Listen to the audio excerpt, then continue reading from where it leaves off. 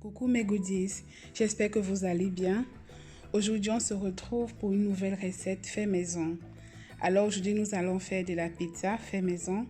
Je vous assure, elle est autant bonne que celle que vous allez acheter dans une pizzeria. Et c'est fait maison. Vous savez ce que vous avez mis à l'intérieur et c'est vraiment bon. Vous pouvez la gagner comme vous voulez. Alors sans plus tarder, nous allons passer à la recette.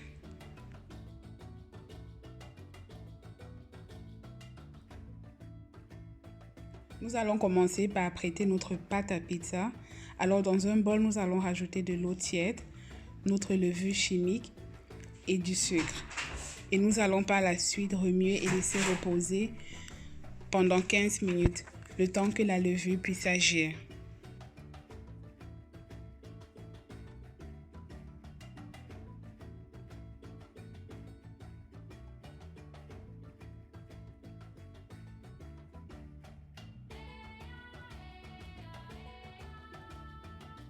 Donc après 15 minutes, notre levure a bien agi.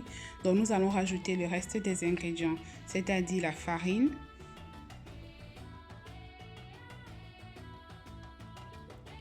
le sel, du poivre noir,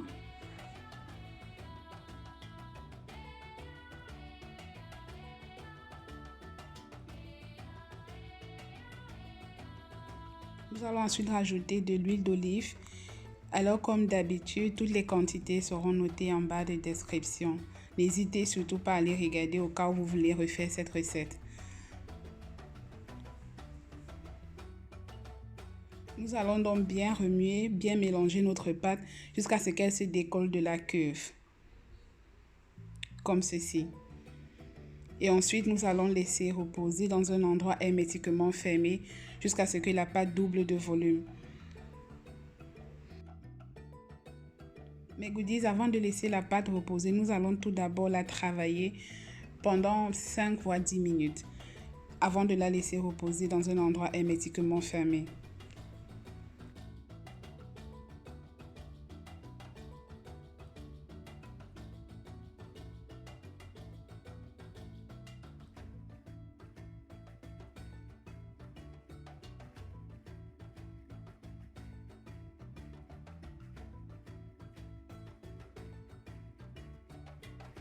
Mes goodies, pendant que notre pâte gonfle, nous allons apprêter parallèlement notre sauce. Donc pour ce faire, nous aurons besoin de la tomate, de la purée de tomate que vous trouverez dans de grandes surfaces. Et nous allons rajouter à cela quelques épices, donc les herbes de Provence, le basilic, le piment et un peu de cumin. Si vous consommez le sel et le cube, alors rajoutez-en. Sinon, laissez tomber, laissez cette étape. Et nous allons bien remuer. Et laisser de côté. Donc notre sauce est prête. Nous allons donc passer à la préparation de la garniture. Donc j'ai choisi le blanc de poulet et les brocolis. Donc nous allons commencer par prêter notre blanc de poulet. Donc découpez votre blanc de poulet. Ici je l'ai assaisonné avec les épices de soya. Donc si vous n'avez pas les épices de soya à la maison, utilisez ce qui vous plaît, ce qui vous fera plaisir. J'avais envie d'un goût assez pimenté, d'une pizza assez pimentée, donc j'ai opté pour ces épices-là. Donc coupez votre blanc de poulet grossièrement comme ça et nous allons rajouter nos épices. Dans mon cas, les épices de soya.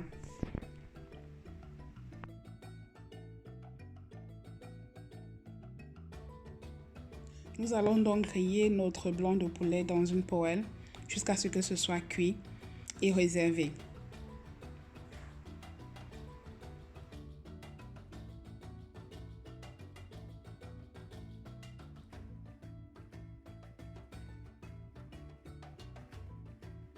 Nous allons donc blanchir nos brocolis. Ici, j'ai des brocolis surgelés. Vous pouvez utiliser des brocolis frais.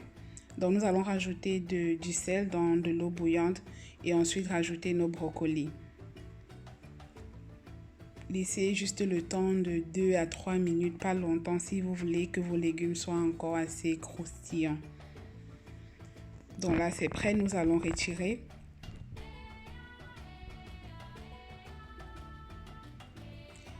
Voilà, nous avons tous nos ingrédients qui sont prêts et nous allons passer maintenant au montage ou alors à la préparation de notre pizza. Donc là, vous allez dégazer votre pâte et nous allons la séparer en deux, la couper en deux et nous obtiendrons au final 2 pizzas.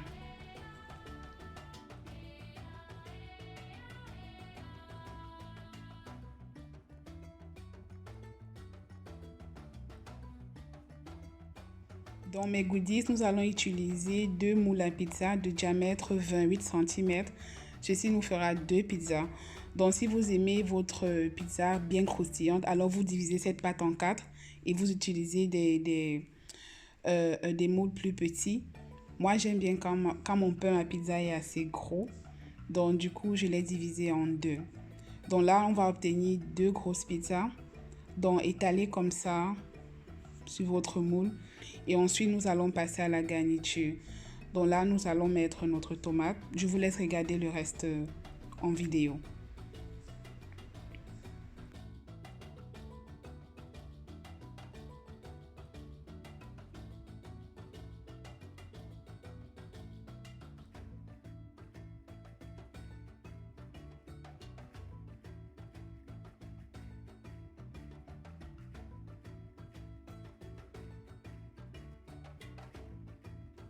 Là, je rajoute quelques morceaux de mozzarella.